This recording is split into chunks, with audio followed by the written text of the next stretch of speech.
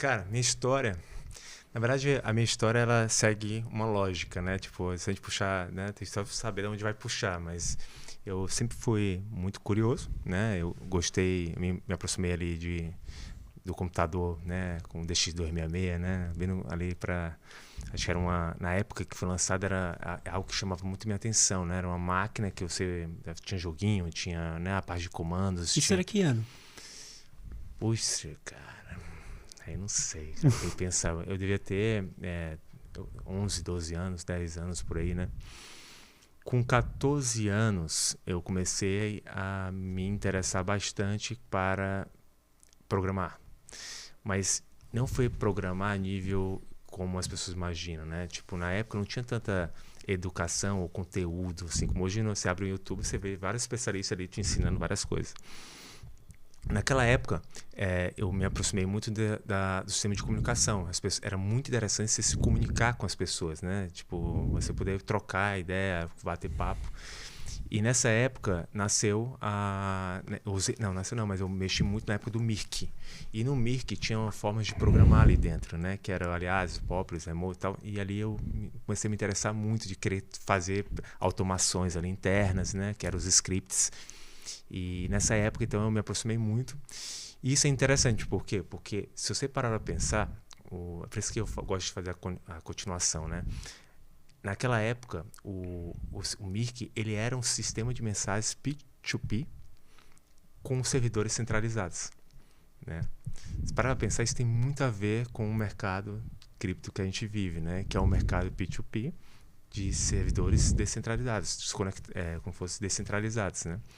Então, eu me aproximei muito nessa época. A partir disso, eu fui me envolvendo. Eu vi, né, nascendo aí a internet, né? Eu acabei me aproximando de algumas criações no começo, né? Eu comecei a trabalhar com isso, comecei a montar startups, comecei a olhar projetos. E depois disso, acabei trabalhando num grupo da minha família, né? Acabei assumindo uma área, né, de ajudar essa parte de inovação. E acabei depois montando uma empresa de AI, né? Essa empresa de AI era uma empresa que ela fazia processamento de linguagem natural, que tinha um léxico próprio, e ela nasceu na época como se fosse algo para facilitar a busca. Então, o que era facilitar a busca? Por exemplo, você está buscando por carro.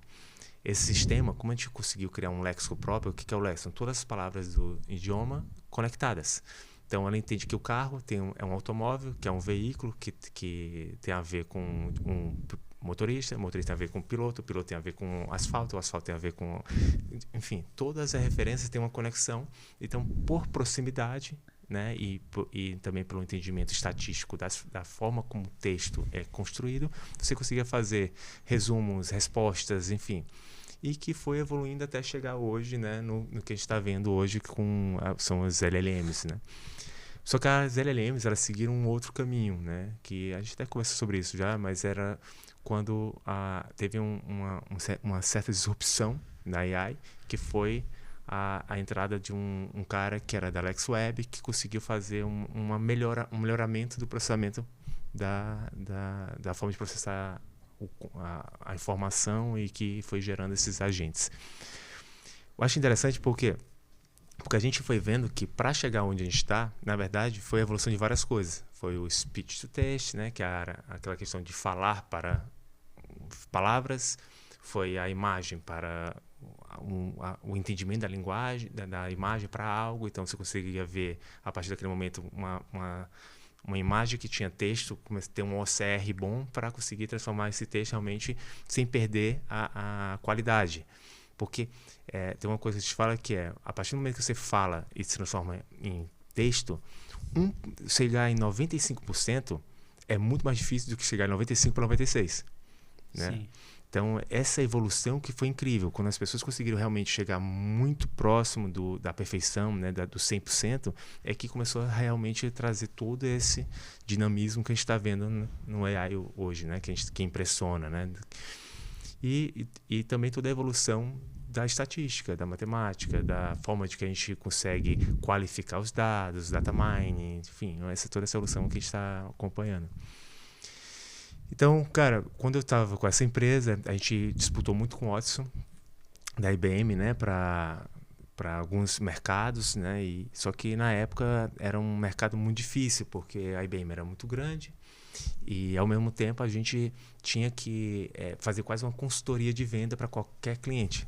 Todo cliente era uma venda muito cansativa, porque você tinha que explicar para que dava para usar, como é que usava, como Hoje já facilitaria. é complicado você vender a ideia de um agente de IA para um empresário. Imagina, Pô, há quantos anos atrás, isso? 10 anos atrás?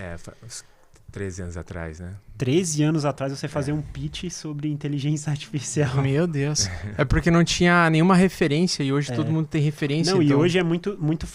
por isso que eu falo pra galera, é uma grande oportunidade hoje empreender com IA. Porque Exato. você consegue demonstrar pro seu cliente exatamente o que você tá vendendo, né? E às vezes o cara já se fascinou, né? Ele já brincou, ele já usou, né?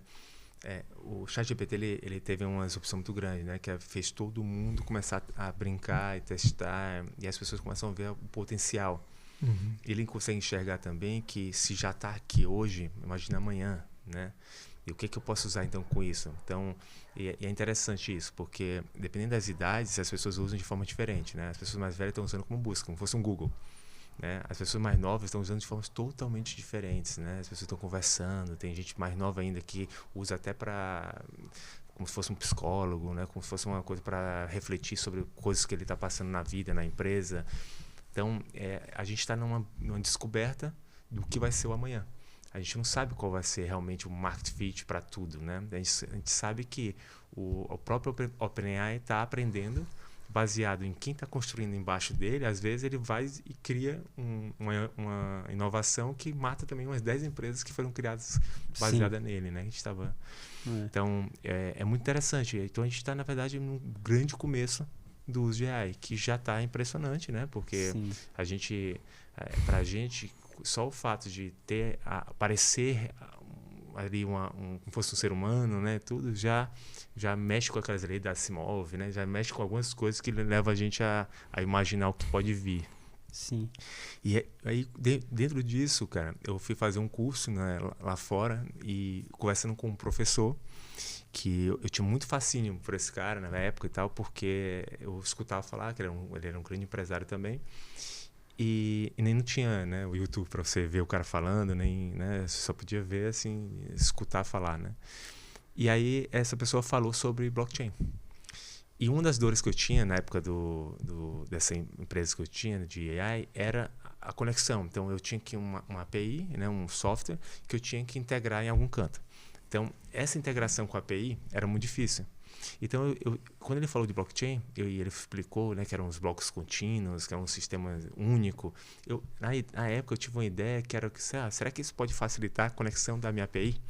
Eu fui olhar para isso, eu estava preocupado com a minha dor, né? Não estava preocupado com... E aí acabou que eu me bati com o white paper do Bitcoin.